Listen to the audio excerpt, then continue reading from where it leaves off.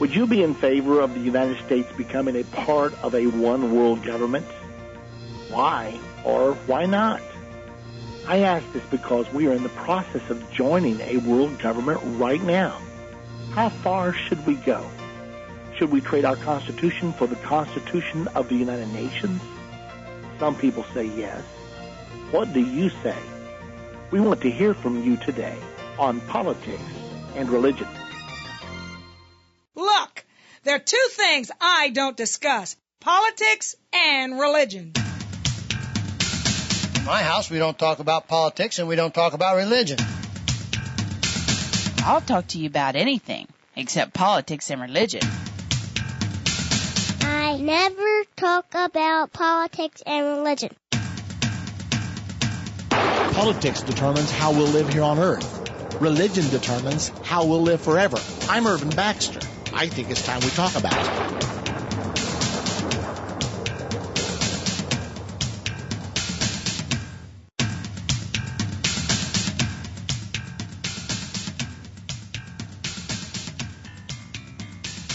We've been talking this week about prophecies being fulfilled in front of us, and yet us being unaware of them. Now, we know that when Jesus came to earth the first time, that happened on a huge scale.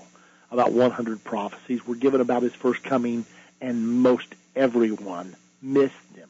They did not recognize that he had fulfilled the prophecies. Well, here we are right before the second coming, and we have a lot more than 100, probably 1,000 or so prophecies about his second coming, and yet most people are still pretty much unaware of what's going on. So we've been talking about that today.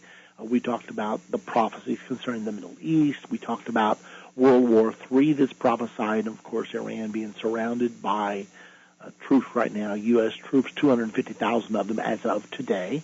So we talked about a lot of prophecies in the Bible for our time that are right now on the brink of fulfillment.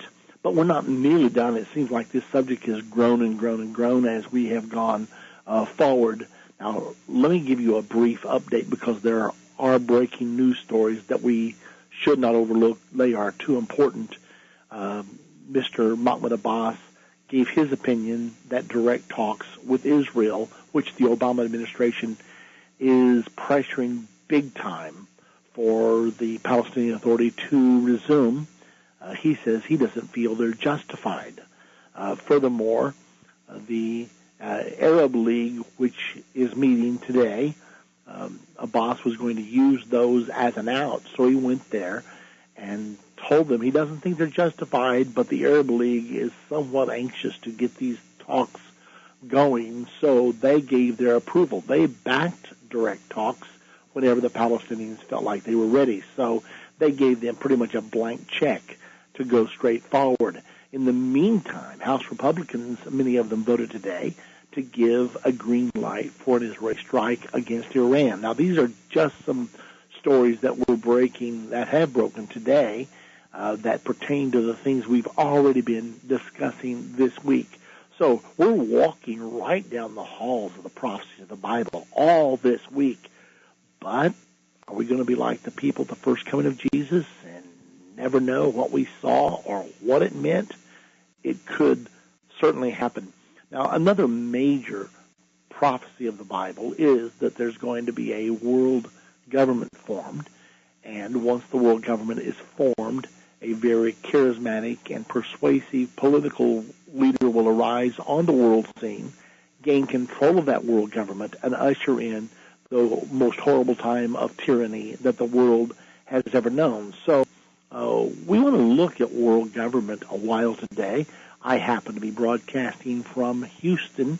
I was just on the Daystar Television Network this afternoon here in the local Houston area. And, oh, by the way, I will be with Marcus and Joni Lamb on Tuesday as together we announce to the world the launching of End of the Age Television. In case you are not aware, we are on Daystar Television every Friday evening Central Time at 9:30 p.m. We're on Church Channel Television every Monday evening at 9 o'clock p.m. Central Time. So anyway, those are all things, and all of those things are also available over the Internet by going to the home site of Church Channel or Daystar, and you can actually watch live right there on the Internet as well. So I'm here in Houston, and JT and I understand David are back in the studio, and they are going to be anchoring the program back there. We will be taking your calls today, so let's get started. Now, let me talk to you. And by the way, Jason, the only way I can communicate this with you is let you know that those speakers are going to have to be turned off, and y'all are going to have to use headphones because we're getting horrible feedback here as we did the last time I was on the road, so that needs to be communicated to our engineers there. We thank you very much. Now, I want to talk to you about the world government. This article appeared a day or so ago in the Jerusalem Post, and it was entitled, Goldstone Comes Back to Bite the Brits. Now, if you remember, the Goldstone report was pushed by the world community, and in particular by the British and many people of the European Union. They were trying to say that Israel used disproportionate force against the Palestinians and against Gaza, in particular against Hamas, because I think Israel lost something like 13 soldiers and killed about 1,000.